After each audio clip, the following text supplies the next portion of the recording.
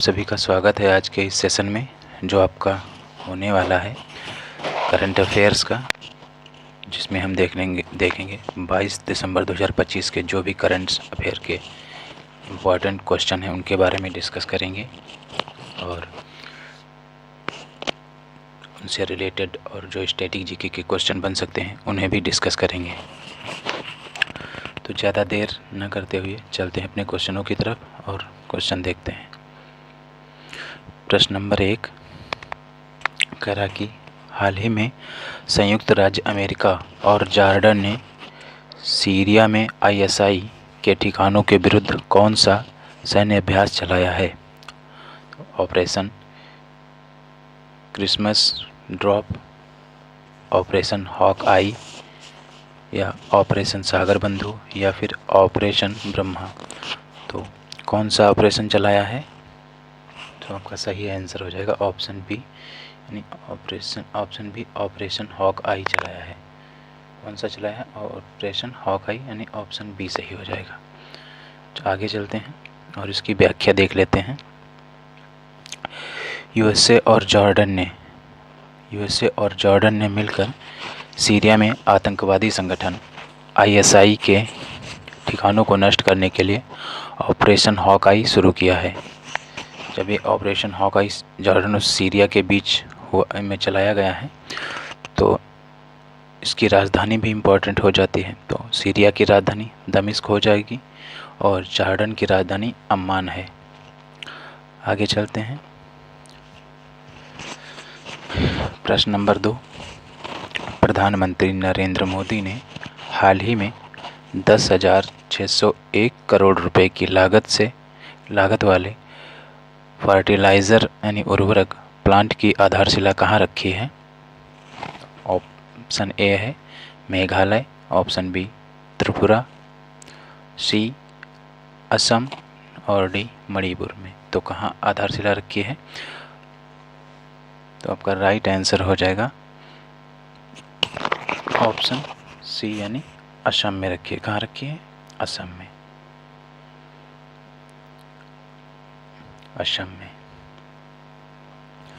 आगे चलते हैं और व्याख्या देख लेते हैं। व्याख्या में क्या कहा गया है कि पीएम मोदी ने असम के नामरूप यानी डिब्रूगढ़ में 10,601 करोड़ रुपए के फर्टिलाइज़र प्लांट की नींव रखी है। यह प्लांट सालाना 12.7 लाख मीट्रिक टन उर्वरक उत्पादन करेगा। इसके साथ ही गुवाहाटी में गोपीनाथ बारदोलोई एयरपोर्ट के टर्मिनल का भी शुभारंभ किया गया है। क्वेश्चन नंबर 3 क्या कहा है कि भारत वर्ष 2025 में विश्व ध्यान दिवस कब मनाया गया? तो ऑप्शन ए 18 दिसंबर, ऑप्शन बी 19 नवंबर, ऑप्शन सी 20 दिसंबर, ऑप्शन डी 21 दिसंबर। तो विश्व ध्यान दिवस कब मनाया गया? विश्व ध्यान दिवस आपका मनाया गया 21 दिसंबर को। 21 दिसंबर यानी ऑप्शन डी इज़ राइट, 21 दिसंबर को मनाया गया। आगे चलते हैं और इसकी व्याख्या पर एक नज़र डालते हैं। विश्व ध्यान दिवस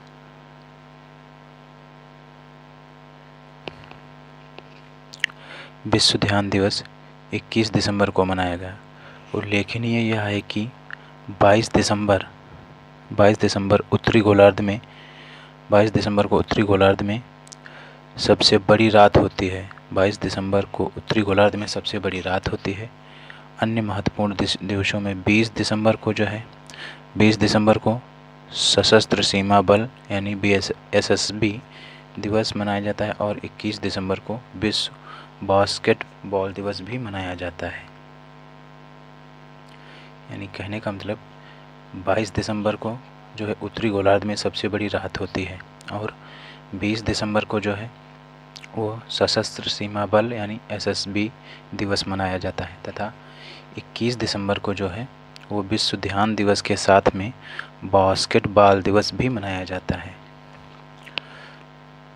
क्वेश्चन नंबर 4 सैफ महिला अंडर 9 अंतर्राष्ट्रीय क्लब यानी SAFF महिला अंतर्राष्ट्रीय क्लब का खिताब जीतने वाला देश का पहला महिला क्लब कौन सा बन गया है? Option A Gokulam Kerala FC, option B East Bengal FC, या फिर सी उड़ीसा FC, या फिर गोवा FC। तो आपका सही आंसर हो जाएगा ईस्ट बंगाल FC। आगे चलते हैं, इसकी व्याख्या देख लेते हैं कि ईस्ट बंगाल FC ने काठमांडू नेपाल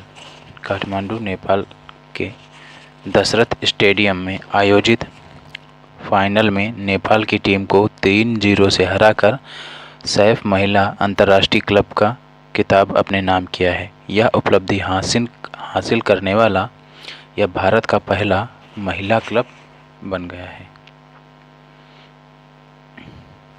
क्वेश्चन नंबर 5, प्रधानमंत्री मोदी द्वारा WHO ग्लोबल समिट में किस औषधीय पौधे पर एक स्मारक डाक टिकट जारी किया गया है? तो आपके 4 ऑप्शन हैं, देखिए, पढ़िए और आंसर देने की कोशिश करिएगा। ऑप्शन ए हल्दी, ऑप्शन बी गिलोय, ऑप्शन सी आंवला, ऑप्शन डी अश्वगंधा। तो आपका सही आंसर क्या हो जाएगा? आपका सही आंसर हो जाएगा ऑप्शन डी अश्वगंधा। अश्वगंधा पर जो है वो एक स्मारक डाक टिकट जारी किया जाएगा अश्वगंधा पर। आगे चलते हैं और इसकी जो है व्याख्या देख लेते हैं। नई दिल्ली में आयोजित पारंपरिक चिकित्सा पर WHO ग्लोबल समिट के दौरान PM मोदी ने अश्वगंधा पर एक स्मारक डाक टिकट जारी किया। अश्वगंधा एक महत्वपूर्ण औषधीय पौधा है जो रोग प्रतिरोधक क्षमता बढ़ाने और तनाव कम करने में सहायक